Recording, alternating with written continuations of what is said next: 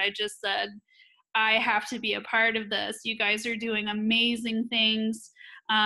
You're really taking our industry to the next step for our families, which ultimately is the goal. You know, it's wonderful if it makes our lives as directors easier, and more efficient, of course, but by doing that to serve more families in that way is just dynamite.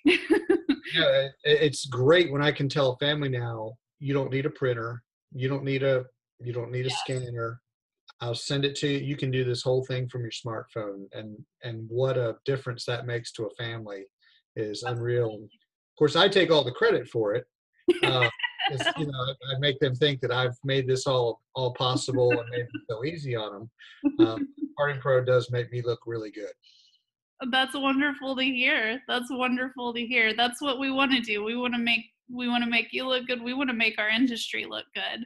Right. I'll never forget one time I was sitting down with a family. This was at a firm in Houston, and I'm writing out the triplicate carbon paper copy contract, by longhand, and they're just looking at me like, "Are you a dinosaur?" Like, No, no but our industry industry is. does this. Our industry is a dinosaur in a lot of ways. So Yeah. I'm all for challenging the status quo as long Nice. as it is good for families and Mhm. and good for the overall mission that we have.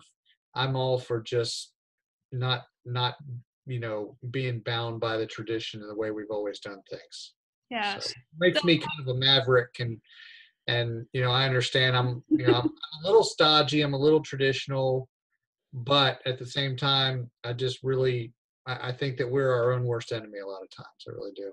sure, and I think to that point too, what I try to tell people, my colleagues in the industry, is, by incorporating technology like you have, Steve, you're not asked to shed your service model. You're not asked to abandon your morals and your dedication and your ideals at all. You're asked to multiply them exponentially, and share them exponentially.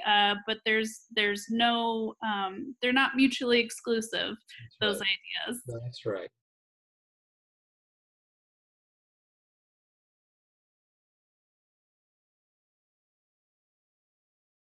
The starting point for why we decided to do this was the fact that we knew when we looked around our neighborhood, literally I'm looking out of the windows of my office right now, and you can see houses that other funeral homes came to receive people from that should have chosen us. They drive by us every day. They trust us. They would openly say, "Oh no, cooks are great.